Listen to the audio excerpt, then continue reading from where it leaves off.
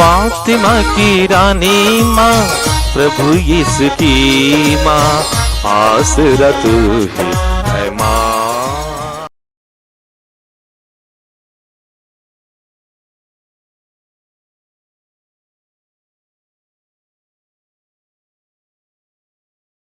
पहला पाठ सामुएल का पहला ग्रंथ, अध्याय 3, पद संख्याएं 3 से 10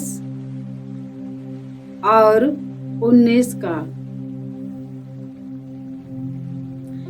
सामुएल प्रभु के मंदिर में, जहां ईश्वर की मंजूषा रखी हुई थी, सो रहा था। प्रभु ने सामुएल को पुकारा। उसने उत्तर दिया, मैं प्रस्तुत हूँ। और एली के पास दौड़कर कहा, आपने मुझे बुलाया है, इसलिए आया हूँ। एली ने कहा, मैंने तुमको नहीं बुलाया, जाकर सो जाओ। यह लौटकर लेट गया। प्रभु ने फिर सामुएल को पुकारा। इसने एली के पास जाकर कहा, आपने मुझे बुलाया है, इसलिए आया हूँ। एली ने उत्तर दिया, बेटा, मैंने तुमको नहीं बुलाया, जाकर सो जाओ। सामुएल प्रभु से परिचित नहीं था। प्रभु कभी उससे नहीं बोला था। प्रभु ने तीसरी बार सामुएल को पुकारा। वह उठकर एली के पास गया और उसने कहा, आपने मुझे बुलाया, इसलिए आया हूँ। तब एली समझ गया कि प्रभु युवक को बुला रहा है। एली ने सामुएल से कहा, जाकर सो जाओ। यदि तुमको फिर बुलाया जाएगा तो यह कहना, हे प्रभु, बोल, तेरा सेवक सुन रहा है।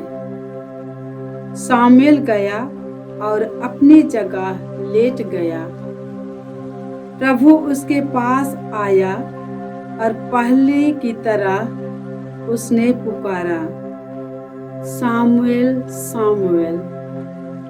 सामुएल ने उत्तर दिया, बोल, तेरा सेवक सुन रहा है। सामुएल बढ़ता गया।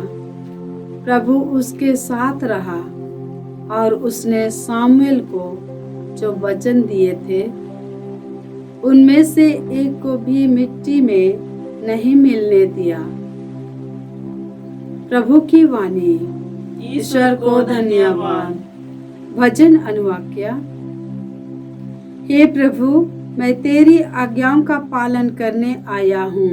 हे प्रभु, मैं तेरी आज्ञाओं का पालन करने आया हूँ। मैं कब से प्रभु पर भरोसा रखता आ रहा हूँ। अभी उसने झुककर मेरी पुकार सुनी है। उसने मुझे एक नया गीत, हमारे ईश्वर का स्तुति गान सिखाया है। अनुवाक्य। हे प्रभु, मैं तेरी आज्ञाओं का पालन करने आया हूँ। हे प्रभु, मैं तेरी आज्ञाओं का पालन करने आया हूँ। तूने न तो यज्ञ चाहा और न चढ़ावा, किंतु तूने मुझे सुनने के कान दिए। तूने न तो होम मांगा और न बलिदान, इसलिए मैंने कहा, देख, मैं आ रहा हूँ। अनुवाक्य। हे प्रभु, मैं तेरी आज्ञाओं का पालन करने आया हूँ। हे प्रभु, मैं तेरी आज्ञाओं का पालन करने आया हूँ। मुझे धर्म ग्रंथ में यह आदेश दिया गया है कि मैं तेरी आज्ञाओं का पालन करूं। हे मेरे ईश्वर, तेरी इच्छा पूरी करने में मुझे आनंद आता है। तेरा नियम मेरे हृदय में घर कर गया है। अनुवाक्य। हे प्रभु, मैं तेरी आज्ञाओं का पालन करने आया हूँ। हे प्रभु, मैं आज्ञाओं का पालन करने आया हूँ। मैंने सबों के सामने तेरे न्याय का बखान किया। हे प्रभु, तू जानता है कि मैंने अपना मुंह बंद नहीं रखा। अनुवाक्या। हे प्रभु, मैं तेरी आज्ञाओं का पालन करने आया हूँ। हे प्रभु, मैं तेरी आज्ञाओं का पालन करने आया हूँ। दूसरा पाठ कुरिन्थियों के नाम संत पौलुस का पहला पत्र, अध्याय 6, पद संख्याएं 13 से 15, 17 से 20 तक। शरीर व्यभिचार के लिए नहीं, बल्कि प्रभु के लिए है, और प्रभु शरीर के लिए। ईश्वर ने जिस तरह प्रभु को पुनर्जीवित कर दिया, उसी तरह वह हम लोगों को भी अपने सामर्थ्य से पुनर्जीवित कर देगा। क्या आप लोग यह नहीं जानते कि आपके शरीर मसीह के अंग हैं? जो अपने को प्रभु से मिला देता है, वह उसके साथ एक ही आत्मा बन जाता है। व्यभिचार से दूर रहें। मनुष्य के सब दूसरे पाप उसके शरीर से बाहर हैं, किंतु व्यभिचार करने वाला अपने ही शरीर के विरुद्ध पाप करता है। क्या आप लोग यह नहीं जानते कि आपका शरीर पवित्र आत्मा का मंदिर है? वह आप में निवास करता है और आपको ईश्वर से प्राप्त हुआ है। आपको अपने पर अधिकार नहीं होता। ईश्वर ने ऊंची कीमत पर आपको खरीद लिया है। ईश्वर ने ऊंची कीमत पर आपको खरीद लिया है। इसलिए आप लोग अपने शरीर में ईश्वर की महिमा प्रकट करें। प्रभु की वाणी। ईश्वर को धन्यवाद। जय घोष। Alleluia, alleluia. हे प्रभु, बोल, तेरा दास सुन रहा है। तेरे ही शब्दों में अनंत जीवन का संदेश है। अल्लेलुया। प्रभु आप लोगों के साथ हो और आपकी आत्मा के साथ। संत योहन के अनुसार प्रभु यीशु ख्रिस्त का पवित्र सुसमाचार। हे प्रभु, तेरी महिमा हो। अध्याय 1, पद संख्याएं 35 से 42। योहन अपने 2 शिष्यों के साथ वहां था। उसने यीशु को गुजरते देखा और कहा, देखो ईश्वर का मेमना। दोनों शिष्य उसकी यह बात सुनकर यीशु के पीछे हो लिए। यीशु ने मुड़कर उन्हें अपने पीछे आते देखा और कहा, क्या चाहते हो? उन्होंने उत्तर दिया, रबी अर्थात गुरुवर, आप कहाँ रहते हैं? यीशु ने उनसे कहा, आओ और देखो। उन्होंने जाकर देखा कि वहां रहते वे कहाँ रहते हैं, और उस दिन वे उनके साथ रहे। उस समय शाम के लगभग 4 बजे थे। जो यूहन्ना की बात सुनकर यीशु के पीछे हो लिए थे,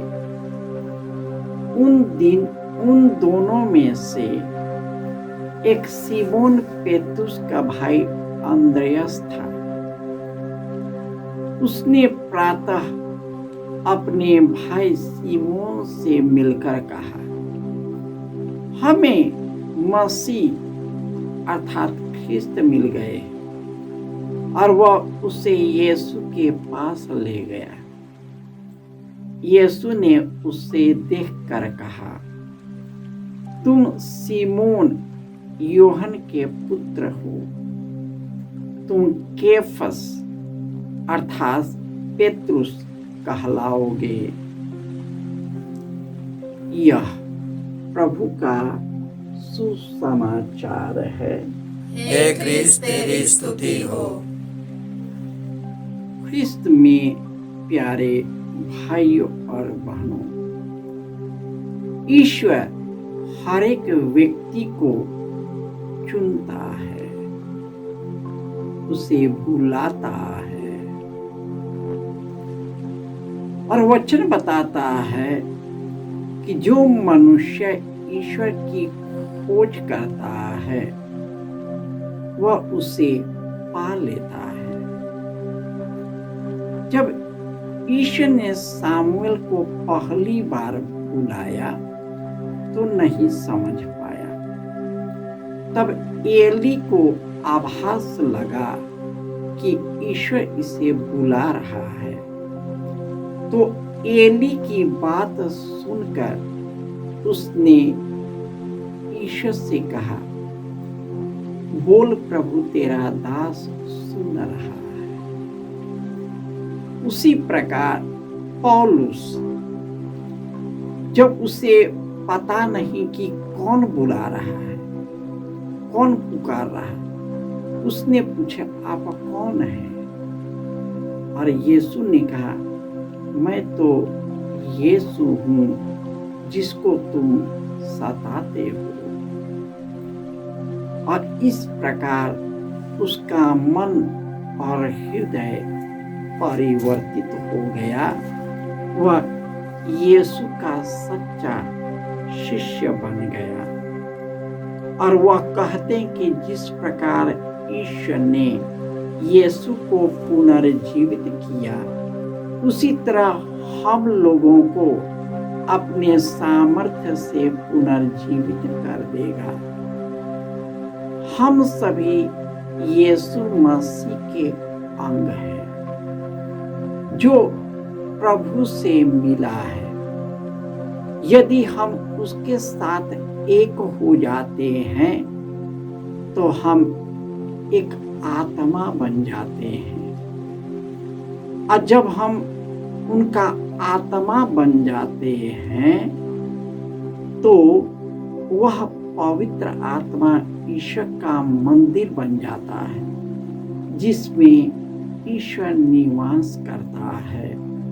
और जो ईश्वर को प्राप्त कर लेता है उसे दुनिया की सारी चीजें प्राप्त हो जाता है। जब योहन बपतिस्ता ने यीशु को देखकर अपने शिष्यों से कहा, देखो यही ईश्वर का मेमना है जो संसार के पाप हर लेता है। उनकी बात सुनकर उनके दो शिष्य उनके पीछे हो लिए और उसने उससे पूछा, कहाँ रहते हैं? यीशु ने कहा, आओ और देखो। उसने उससे का अनुभव किया और उसने उस बात को अपने भाई सीमोन को बताया कि हमें मसीह मिल गया है जो आने वाला है। और सीमोन जैसे ही यीशु के पास गया अपने भाई अंद्रयास के बुलाने पर, तो यीशु ने उससे कहा कि देखो तुम पेतरुस अर्थात चट्टान हो। और इस तरह ईश्वर उनके द्वारा हम लोगों को बुलाता है। लेकिन हम इस संसार में अपने आप में इतने खो जाते हैं कि वे हमें पुकारते रहते हैं, लेकिन उनकी आवाज सुन नहीं पाते। इसलिए नहीं सुन पाते कि हमारा मन और हृदय और आत्मा उससे दूर होकर नीरे संसार पर जाता है। इसी संसार को हम सब चीज मान बैठते हैं, परंतु जब उनका आह्वान सुनकर उनके पीछे हो लेते हैं तो वे हम सबों को अपनी आत्मा से भर देता है, अपनी शक्ति से भर देता है, अपने जीवन से भर देता है और हम सबों को अपना राज्य प्रदान करता है, अपना अधिकार प्रदान करता है और हम लोगों को अपना संतान बना लिया है। जय यीशु।